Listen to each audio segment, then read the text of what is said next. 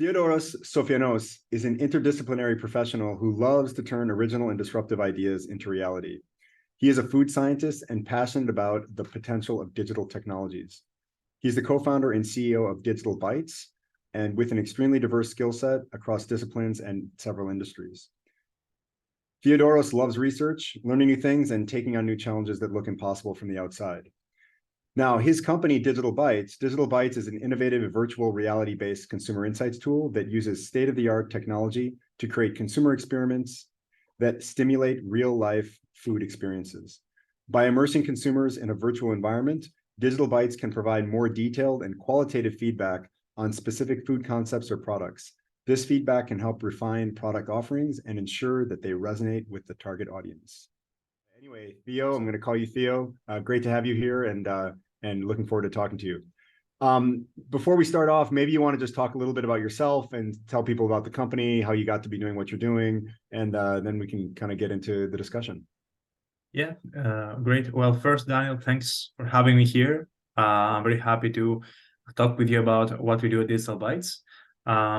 So starting with what you asked, I have kind of a mixed background, as you can tell, kind of more interdisciplinary, I'd say, than the usual food scientist. So originally I studied food science and did actually a bachelor and a master's in food science.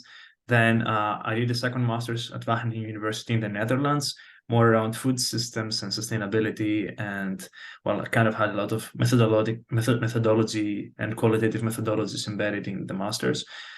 And then my first job actually was in kind of innovation management / consumer research, kind of a mixed role. So I go to see different aspects of the industry, like working with physical prototypes and in the R&D of companies, but also working into how to bring these projects into life and in the market, in the retail self. And actually through that process, it was how Digital Bites was actually conceived. So I saw that there is like a gap in the tools, in the toolkit, maybe it's a better word, that I was using in the industry. Like I had read a lot of things about agile methodologies and lean startups and how to bring product to life really fast, as they do in Silicon Valley. But then I figured out that this is not the case with food products that are very much slower, more expensive, take more resources in general to build. And I thought to myself, okay, what are the available tools out there? Kind of reviewed almost all of them, demoed most of them, and found that I'm not satisfied with what is out there, and then decided to build Digital Bites as a solution together with two of my good friends that I had met in the Greek army that are engineers, software engineers, and data analysts. So this is how it started, slightly different in the start with what we were doing. But then after it's already 2 years now, but after let's say a year into it, we kind of decided to do a small pivot into what we're currently building because we found it is much more relevant to the industry at the moment. Okay. And tell us a little bit about the product and how it works, what the consumer user does, what comes out of it, and et cetera.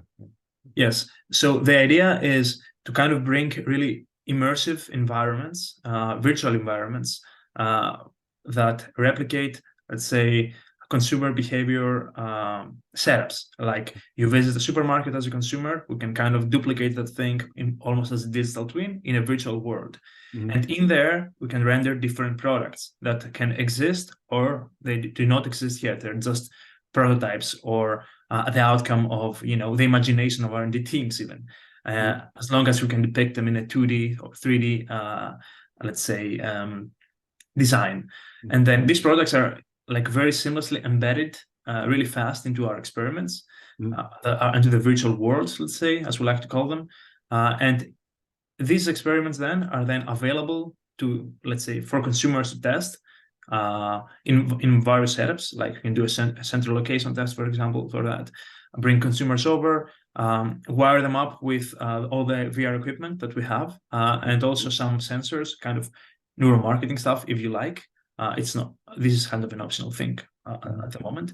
And the idea is that consumers interact with products in the virtual worlds, and while the behavior is being studied, and then use the conscious and subconscious kind of data that we get to provide insights on products that have not yet been built. Okay. And I mean, I know we've talked about this a bit before. Being in consumer research ourselves, one thing we always see is a challenge around physical equipment, because it has to be either transported or the consumer needs to be transported to a place. What do you think about like the evolving environment of just people having VR headsets, or having maybe just more places where they're available, and then things in I think the mobile phone was a huge innovation in this regard in society, right? Like, I mean, all the things you can deliver in a mobile phone. And with VR headsets, there's been some efforts towards doing that. Maybe not as ubiquitous as the mobile phone, but I don't really follow actually that aspect of the industry that closely. But maybe you could talk a little bit about how you see synergies between what's going on outside of consumer research and maybe just the way that people have access to that core tech and being able to do those tests. Right?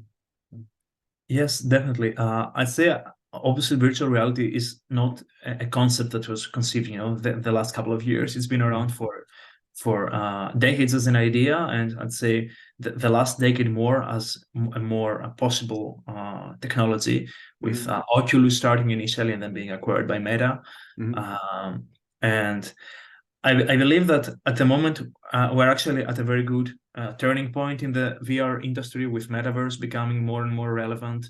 I'd say there is, from what I'm hearing and what I'm reading, I'm studying, I'm talking to people, I see that more and more devices are going to be available, and the fidelity, like the texture of graphics, the resolution is going to be much better. The costs are going to be even lower. I believe the Meta Quest 3 that is going to be launched by the end of 2023 is a very good technology and technological breakthrough, because it's like I think a low cost, around $500 headset with probably the best features that have ever been launched within a VR device.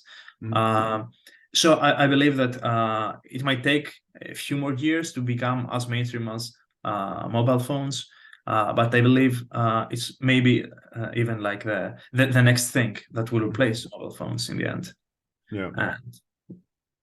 I think that, I mean, as entrepreneurs, you always hope that you're doing something which in 5 or 10 years time starts to gain traction or be really big. I mean, typically if something's already really big, you're too late, right? I mean, that's usually what's going on. Exactly. And, I can imagine that the devices are not really they're not really user friendly sometimes. Like, they're big still, right? But I think that there's probably more tech that's going to come along. Like, you saw this with like the Google Glass and things like this, which maybe was a bit early. I think that those types of things are going to be somewhere in our future as a society, right? And I suspect that building these immersive situations is a challenging thing, right? Like, it's not actually that easy to understand how to interpret data. And my learning in consumer insights has been that this is one of the biggest factors. Yes, you can collect the information, but understanding how to make conclusions from it, this is something which you don't just figure out overnight. And there's lots of methodologies and learning and like years that go into being able to interpret that information in the correct way. And I suspect it's exactly the same way with a new technology like what you're developing. Yes, right now it's delivered in like an Oculus headset, but where is it going to be used potentially in the future for these types of things? I think that's always a relevant aspect of innovation, is that you never really know when these moments are going to happen. You can just see directionally how they're going to happen, and hopefully you can create enough kind of barriers to entry with your capability that others can't follow you too quickly when that does happen. But yeah, it takes patience, right? So yeah, definitely. I'd say that the general trajectory, even with Apple announcing that they're going to design their own extended reality headset, I think at the start of 2024, it's showing that I'd say the big tech companies see a value, or like the turning point that is metaverse is going to be the thing. And as you said, it's impossible to overnight build applications that analyze consumer behavior and and let's say complex consumer behavior, even because you integrate not only self-reported data, but also, for example, data that have to do with biometrics or with eye tracking and stuff. So integrating all this obviously takes time, and we are lucky to be, I'd say, one of the first startups working in this direction. We're also collaborating with, I'd say, several researchers and research consortia to kind of develop the prototypes to run this kind of research. So we're also kind of in the fortunate position to be also shaping, I believe, this industry for the next few years. Yeah. And so how is it going? Like, so to tell us a little bit about, the types of projects that you have done, maybe things that you've learned that you didn't expect when you started. I mean, everybody always, I think one cool thing about doing something new is that you think so long and hard about what it's going to be like, and then it turns out to be completely different.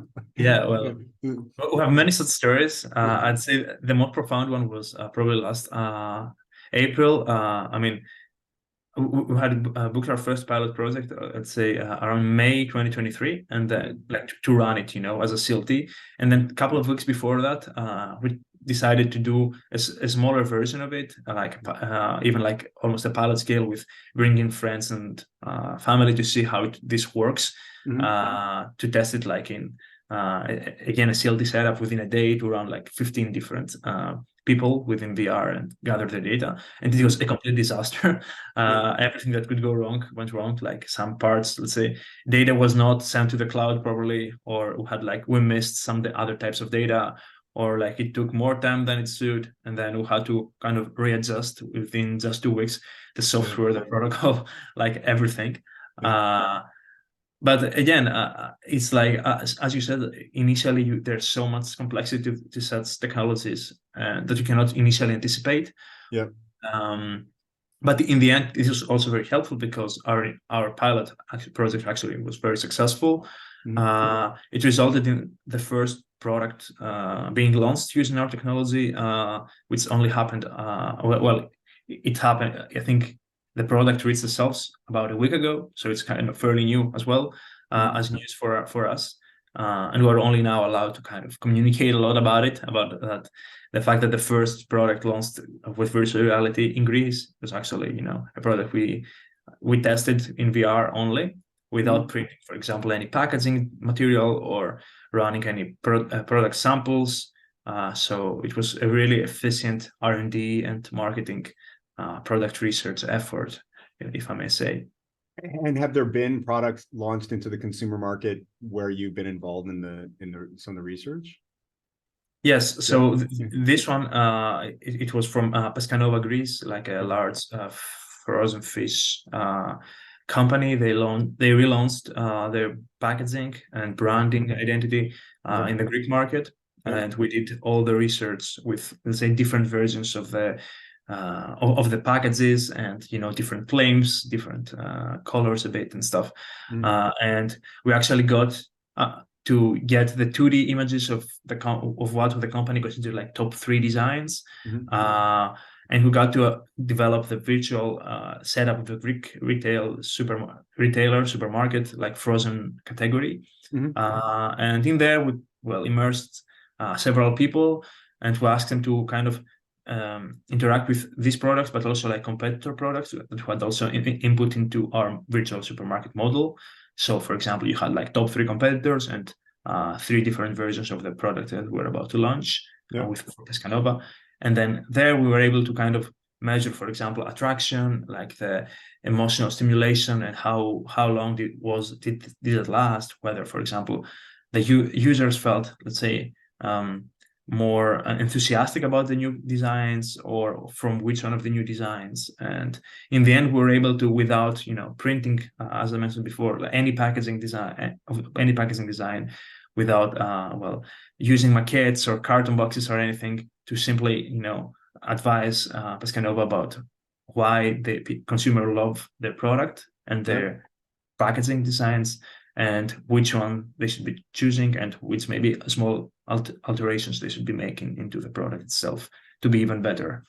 That's awesome. I mean, it's also great when you're able to get a live case that you can talk about. I mean, so much of R&D is sometimes secret, right? Like, Yeah. but yeah, when you can talk about how you actually brought that to life, that would be cool. Have you thought about then when the product is actually in the market, because, now it's out there or soon to be, sounds like, trying to benchmark what you found in the VR scenario with what's actually going on in reality now that it's out there? Yes, actually, this is in our next steps. In the next steps that we're going to do, we actually want to measure the performance of this product and how people perceive it, how consumers perceive it over the period of the coming months, and see how much better this was. Because I believe we've got some really cool insights that we could not get otherwise from like more conventional research. For example, we're able to kind of synchronize eye tracking data. So where consumers look within a certain packaging with the excitement that came in two sources, like it was BPM and like the difference within the heartbeat of the user, accelerating, let's say, or decelerating, and also like skin conductance. So which are both indications of excitement or I'd say of increased emotional situation or benchmark. And then we kind of correlated this data. And what we found out is, for example, that when the consumers looked at a specific area of the packaging, it was more emotionally stimulating, and they felt more attracted to it. And then this translated to kind of better chances of it being noticed in the shelf in the first place, but also picked in the end for purchase. Yeah. That's really cool. I mean, we definitely, in our company, we deal a lot with the product. So we actually deal a lot with like figuring out why repurchase doesn't happen. But I think I'm really a big believer in merging these data sets, and almost to this extent that like you might have like multiple disparate information about different parts of the purchase cycle that you would then merge and build a larger model. One of the challenges that at least that we see is different departments within companies don't necessarily like to cooperate on understanding their various kind of like territory of the product or consumer experience, which I find shocking. But the more and more I get closer to more and more research people inside these companies, they all share with me the same problem and frustration. I don't know, what do you think about that personally? You must have also seen it, right? Yeah, definitely. Well, it's a thing that when there is like shared responsibility for a new product launch, and there's also some shared accountability. No one is really the person accountable for that launch. There's always like an excuse you can come up with if things don't work out, or a way to believe and make your department believe that your contribution was the most important one, which is I guess company politics in every company. Right. From our point of view, we try to integrate these different approaches and understand the different stakeholders and their motivations, and kind of help themselves, in a sense, and better understand how their work can be influential to the success of a product. For example, even we could even integrate sensory and organoleptic data together with the testing, like as part of more complex research protocols. So even like the recipe itself or the flavor profile itself could be part of this. So I think what we do really calls for a more collaborative approach among companies, and we try to also foster it in our collaborations.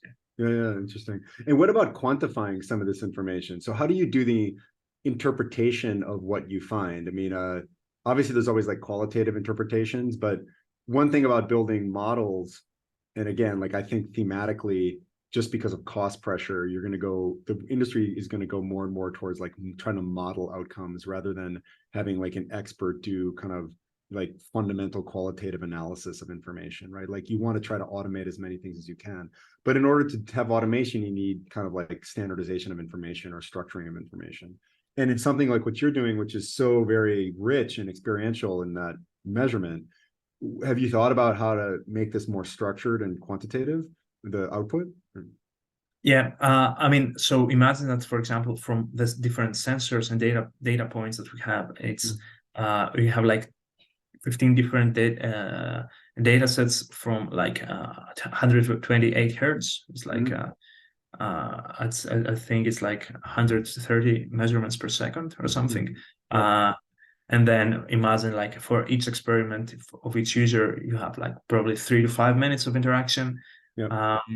So it's a lot of data, obviously. So far, we've developed, for example, certain algorithms to clean, structure, and cluster this data, and protocols about how do we analyze them like rather fast. Yeah. We aim to automate more in this way, but so far, at least, we are going ourselves into the analysis. So we're viewing the data ourselves as well, just to learn from, well, what is going on there and from maybe things that are hiding.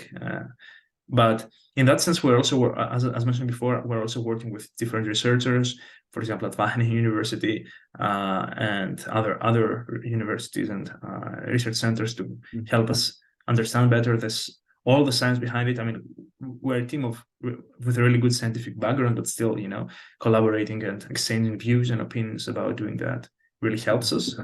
Yeah. And the idea is that we create these protocols ourselves and then scale them. So we don't scale prematurely, I'd say, the analysis part. Yeah. Cool. And so what about maybe explain to us a little bit about the next steps in the company? Like, are you funded? Are you bootstrapping? What's your plan there? Yes. So far, the company is bootstrapped through funds that we've made through like some pilot projects or like competitions, awards, like you name it, like this type of small sources here and there. At the moment, we're fundraising. We don't publicly say so, but we're in contact with some VCs, some angel investors. We're reviewing different options, and our goal is that by the end of the year or like January 24 to finish with it, to have enough money to kind of reach our next milestones, which will be more a bit towards the automation of let's say removing the physical barriers of collecting data. So our next kind of major thing that we're building is like an application that works exactly as is like the mobile phone applications, but for VR devices. So you can download the VR application within your device if you have one. And you can then create your profile there and receive VR experiments, immersive experiments that fit your profile. You then enter these, participate for like 5-10 minutes, give your insights, give your data, and you make some money. Well, in the end, as an outcome. So this is the next thing we aim to build, and this is why we're also fundraising. And of course, we're looking in the meantime that we do that. We're also looking for more companies to work together with, either paid pilot projects or in developing this, let's say, entire virtual environments for them, for them to use internally. Yeah. Interesting. Yeah, super interesting.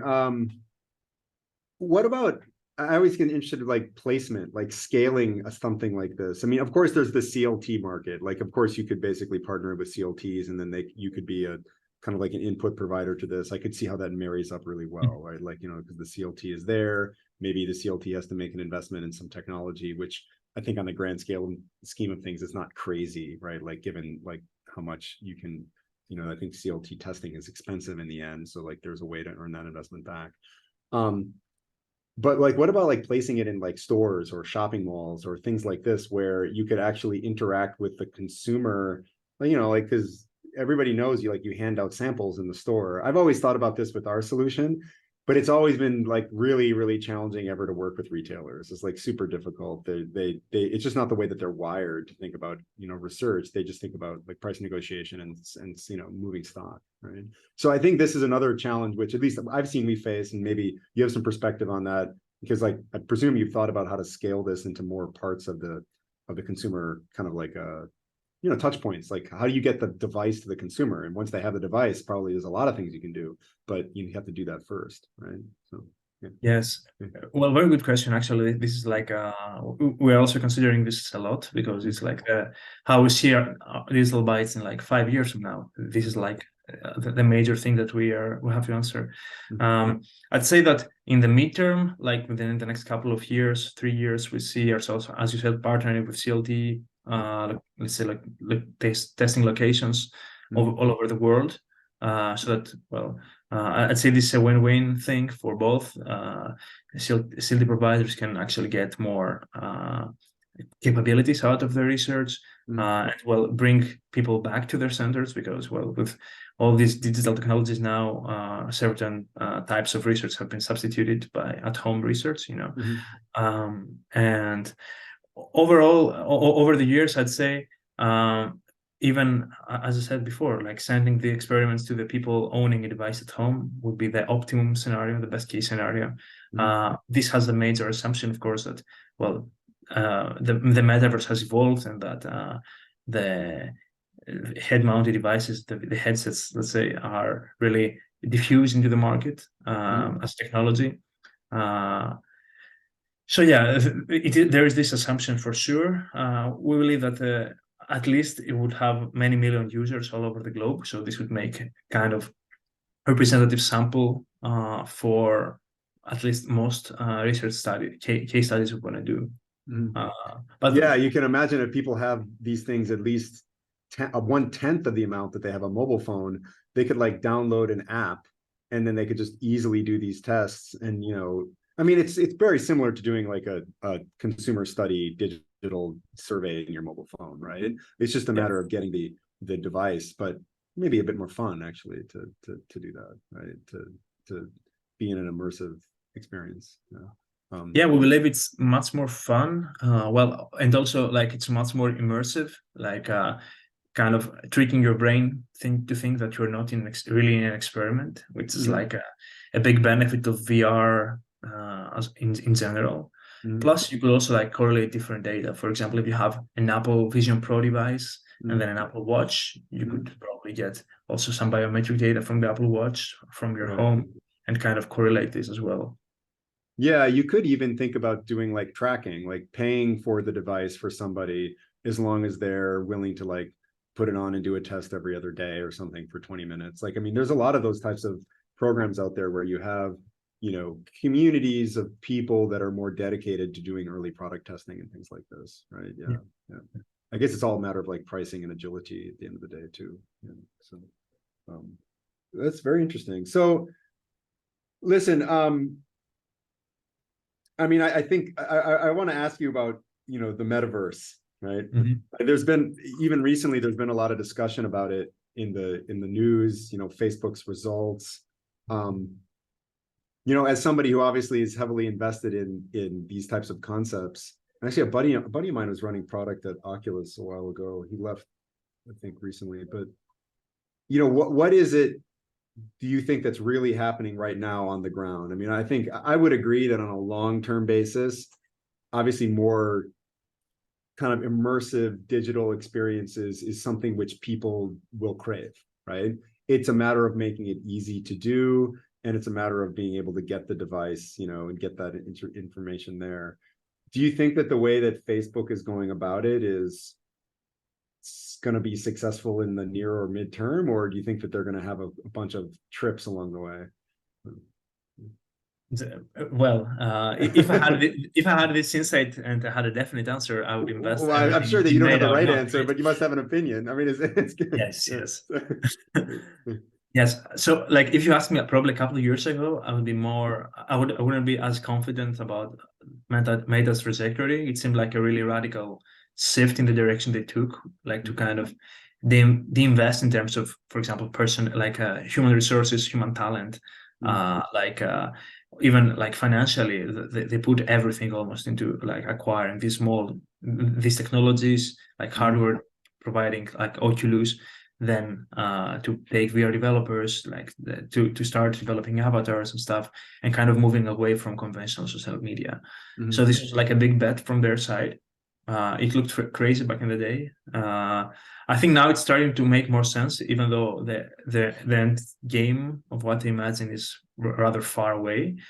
I believe that, well, first of all, you have the limitation of hardware devices. So, and it's not even a part of how big they are. It's more about the computing power they can bring in without, overheating, without being too noisy, interrupting the experience of the user, having like good battery life, all these things. so in that sense, I believe it's still like probably 2 or 3 cycles away to have pretty decent devices that can do like high definition graphics, be small enough, have good ventilation and all, which will be like 5 to 6 years from now, if things go well. I think the fact that Apple is also entering this arena will help in terms of bringing more talent from all over the world to work on these problems and develop hardware and software for the metaverse, which was not the case so far. Yeah. And I think the hype that is starting to kind of concentrate around metaverse again after a few years that it was like pretty dormant, I'd say, will also help in again having the right talent to work into like applications and even business applications within the metaverse as we do, for example. So I'd say it's like it's starting to get there and it will accelerate over time. We're not there yet for sure. And it's not something that's going to happen radically the next 2 or 3 years. It's going to be an incremental change, but I believe it's going to come. But I'm also not like believing that it's going to be the everything solution, the panacea. Like it's like metaverse makes sense for certain applications, like maybe networking, maybe research, maybe gaming, maybe some other things. But it's not going to be the technology that makes sense for everything, as even the mobile phones were not the technology that made sense for everything. We still have laptops, desktops, and other things. Yeah. Yeah, it's interesting how sometimes the pathway to these adoptions is not obvious, right? Like you saw that with the iPhone. I mean, essentially the pathway was the Walkman. You remember what that is, right? Like it's like for, hey, you can have your music. Hey, by the way, like you can have your music and your phone together. And then after a while, people became very used to this tablet concept. And then of course now, but even though tablet computers were around for a long time before that, right? Yes. Yeah, so maybe it's entertainment. I mean, you spend $600 for a TV, right? Like if you spend $300 for a headset, I mean, that's a little bit less expensive than they might cost now, but I mean, it might be a very interesting way to deliver even, media experiences that people are already consuming, like on airplanes and stuff. Yeah, I think that there's a lot of ways in which one could think how to get more adoption of those devices, which seems to be to me the clunky thing. It's like you still got to get it on and like put the thing, and then you got to figure out how to use it. It's like another kind of like toy to tinker with and carry around, and overcoming that either through use case or technology, making it just easier to use. Then of course, like a lot of things open up. I think that makes sense. It's cool. I think it's great. I obviously it's a journey, right? And are you mostly working with companies in Greece, or can you work everywhere, or do you have like a limitation geographically where you can go? Well, we're mostly working with companies in Greece and the Netherlands because like this is where our kind of personal networks are as well. But in like we're also having, for example, interested clients from the UK, or so we can actually, everything we do is highly portable, it being software or research as a service. Right. And we are open to kind of, well, if a project makes sense to use and to create using our technology, we're open to like consider it if it makes sense. So and the gear that a center you would have to have would be like how many 10 headsets, 20 headsets? How many would they need to have with them? Yeah, so like depends on the use case. Like if you want to do so, like imagine that more headsets mean more faster out results and data collection. This is the only thing. I can design protocols that last, for example, 15 to 20 minutes per user. So well, if we do the math and we've kind of figured out the requirements, then we can actually have the appropriate number of headsets as well. I mean, at this point, headsets are not that expensive as well. It's like almost like a laptop device. So it's well, what are you talking, like $1,000? Yeah, like more the high end ones. The for example, Oculus 3 is gonna be like half that price, like like $500. So it's gonna be even less expensive. Yeah. I just think the cost of research, if you ask a client to pay for the headset, they're not going to want to do that. So you need to basically have a center that can reuse it several times, and it's got to have a useful life, and maybe like 200 uses at least in order to amortize that. Yeah, because cost and research is always such a big issue, that's for sure. But that makes sense.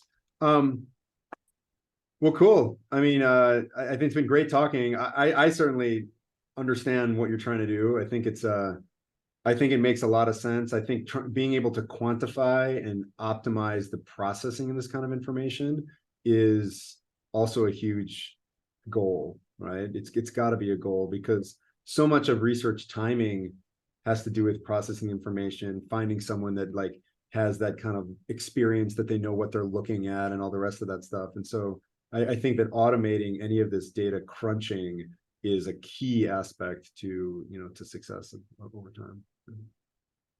Yeah, like totally. I believe that well, initially it's maybe like a risk for companies to kind of invest in such technologies in terms of investor research budgets and resources.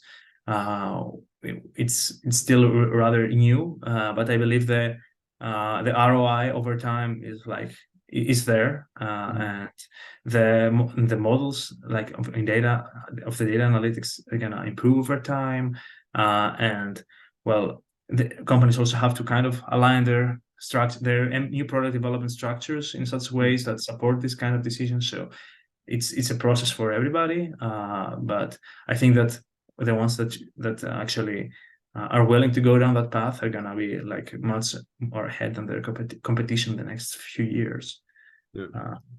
Yeah, well, it's always about staying ahead, right? Yeah. Do you have any IP that you're trying to protect, or patents or anything like that? No, not so far. I mean, most of it is like our algorithms and how we process the information, how we design the experiments, which is like well within the founders team only. So it's more like a trade secret. Okay, sounds good.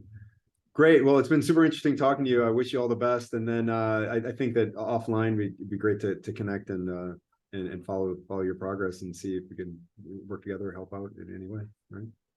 Yes. Well, thank you for inviting me and for the hospitality. It was a great discussion, and I hope everybody found it interesting. Great. We'll let you know. Thanks very much. Take care. Thank you. See you. Bye-bye.